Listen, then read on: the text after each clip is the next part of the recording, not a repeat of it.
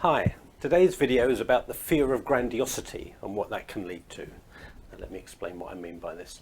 By grandiosity, I mean many of us, especially in the kind of personal development, spiritual world, in my experience, and I've experienced this myself, we're so afraid of being kind of on an ego trip, or feel like we're showing off, or getting too big for our boots, or, I'm sure you can, insert your version of that. It's like we don't want to be seen to be showing off in any way. So in order to compensate for not wanting to be seen to be showing off, we actually shrink ourselves down.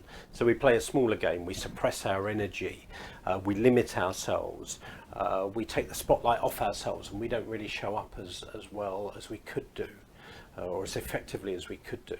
And as a result of that, we end up kind of being grandiose, but in the other direction.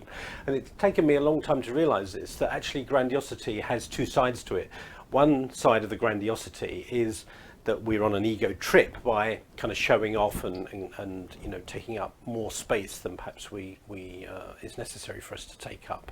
But then the other side of grandiosity is playing too small and not taking up the space that we're here to take up. So grandiosity can get us either way. So paradoxically, what I find is often the fear of grandiosity leads us to being grandiose, but in a different way than we intended.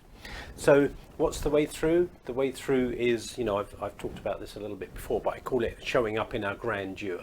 That there is a place for us to take up in the world where we're not taking up too much space and we're not taking up too little space, but there's a space that we're here to take up in creation.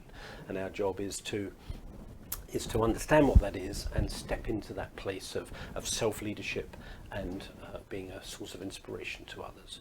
So that's today's coaching tip.